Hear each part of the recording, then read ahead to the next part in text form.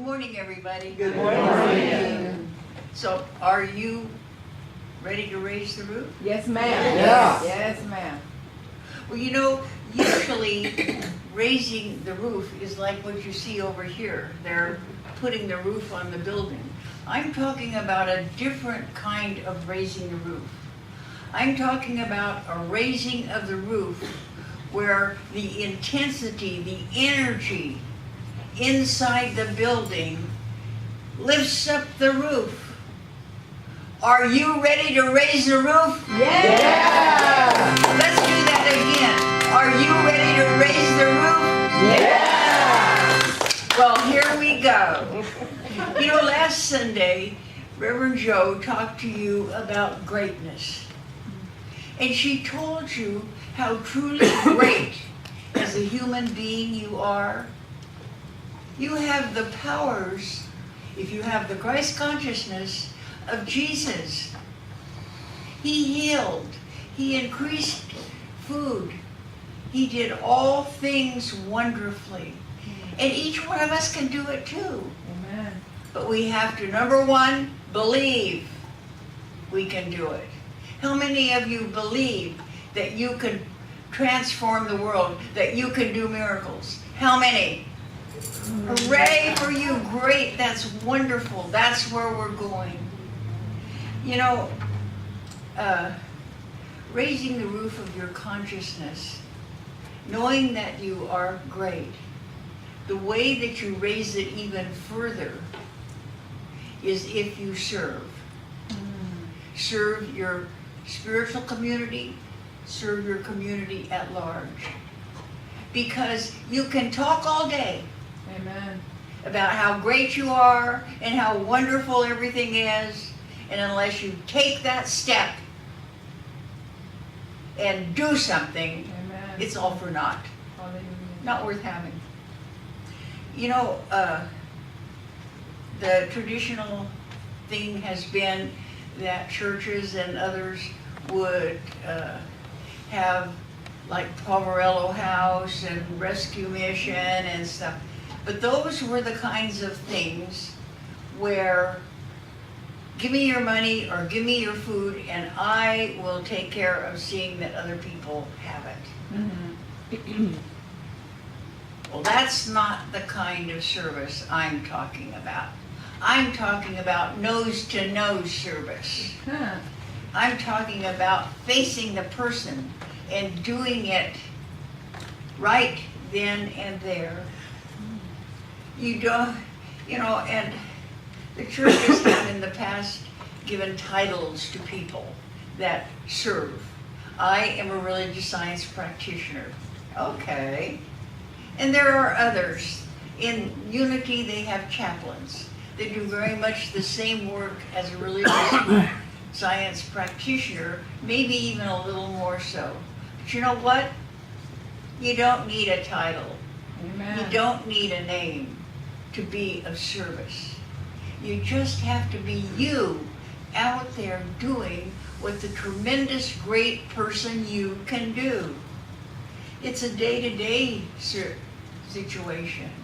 It's how you treat your fellow workers.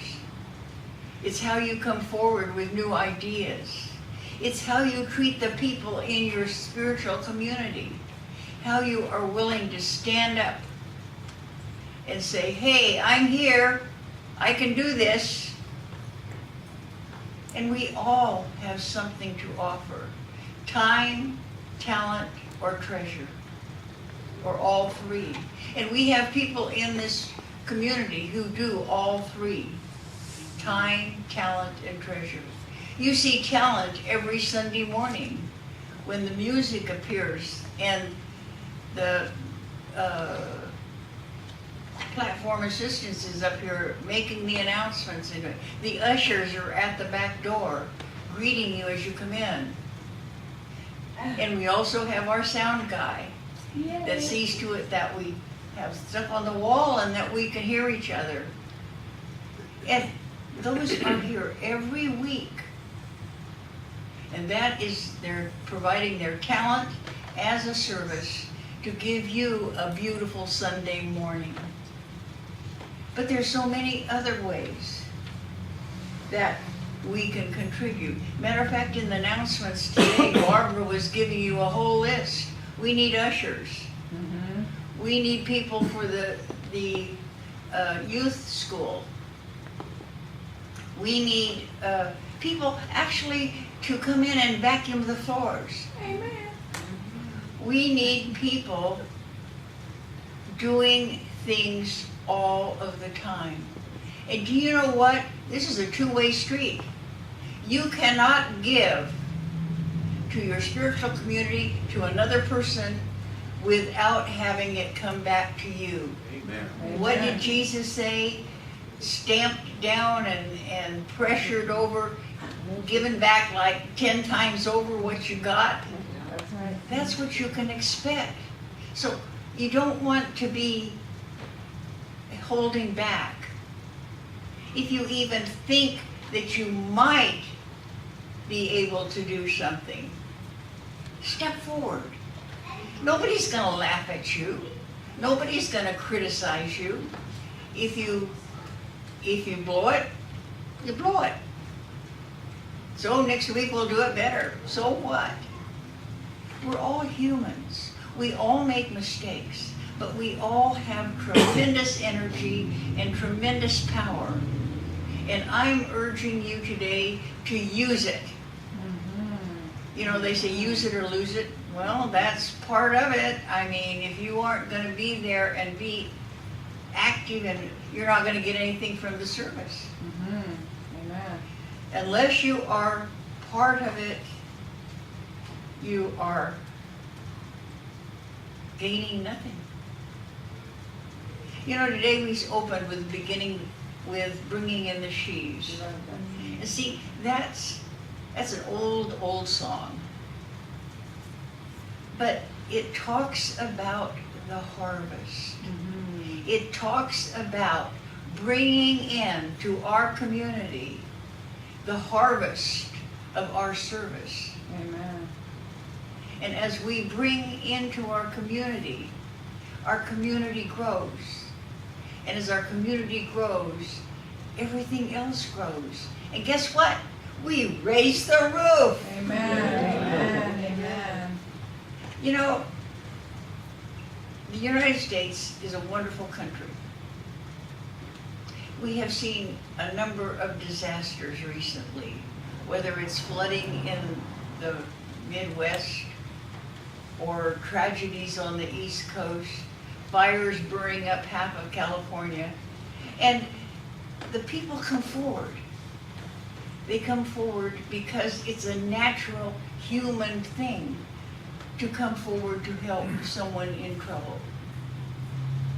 And so this is something that but this is a reaction to terrible things happening.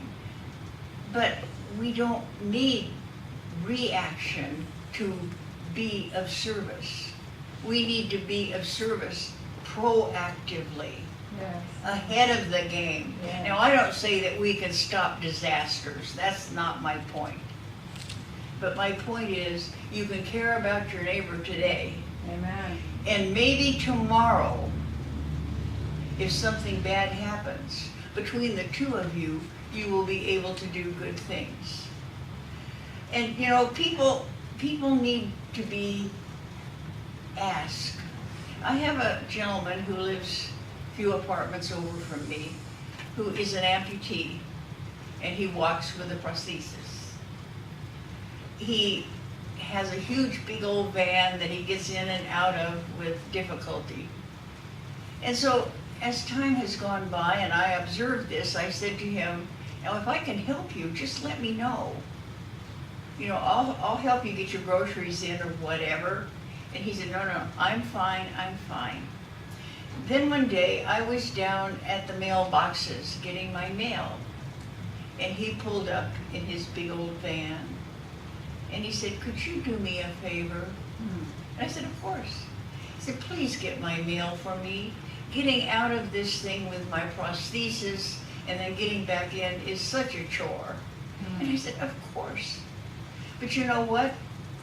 I don't think he would have asked me if I hadn't had communication with him previously and offered my understanding and help. That's right. So you never know where your offer of service is going to go. You have no idea.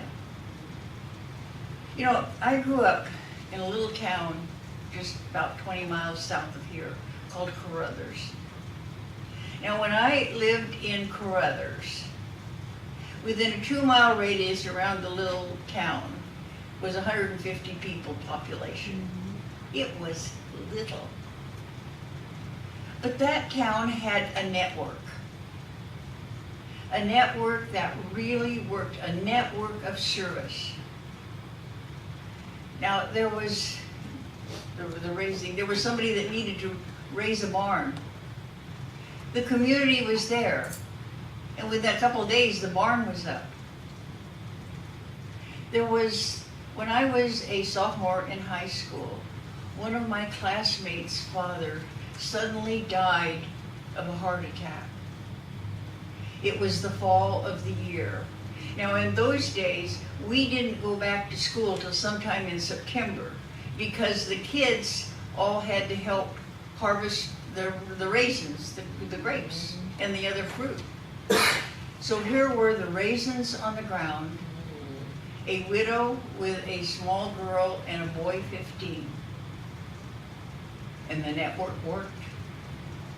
Within a matter of days, all of the raisins on the ground were rolled and put in a safe place, ready to go to the Sunmade packing house. This was the kind of network that we had. Yes, it was after the fact, but also, yes, it really worked.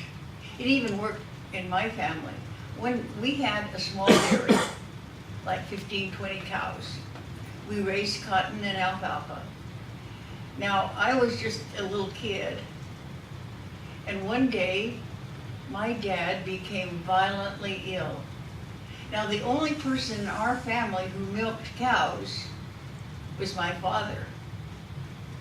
And there was no way that day that he was going to be able to milk those cows. But you know what? 2 of our neighbors milked their own herds and came to our house and milked ours. Now that is service. That is knowing your neighbor and loving each other. And the whole thing today was coming from love. If you work from love, if you do service from love, not from being required, Amen. Amen. It's amazing what will occur. It is just beyond belief what can happen. You can raise the roof, Hallelujah. not only on unity, but on the whole community. You know, we should respond to disaster. We should care about other people and helping them. But everyday kindness is what counts. The little kid standing tearfully on the corner, stopping and a quiet word and helping him find his parent is very important. And coming here to the church and doing what you can do. And there's so much talent in this church. I am just absolutely overwhelmed. I mean, we need a newsletter. Oh, okay. Danny will put it together. Amen. You know, I mean, we need a dinner. We need to have a good celebration for Ron and Rosa. Marlene is right there, ready to go. It's there. And we just need to use it more and more and more. Because the more that we have, the more that we give, Yes. the more that comes back to us. Yes. And if we want to see this room absolutely filled with people, Yes. we need to serve. Amen. And so I am inviting you today, raise the roof. raise the roof on this church, raise the roof on this community. Have so much energy and activity going on that people are overwhelmed. Amen. And our church is overwhelmed, and we've got 2 services a Sunday. Yes. That is the goal. Amen. And we can do it Yes, we can. because we've got what it takes. Hallelujah. We are born in the image and likeness of God. We are a child of God. Yes. We have Yes. the Christ consciousness of Jesus.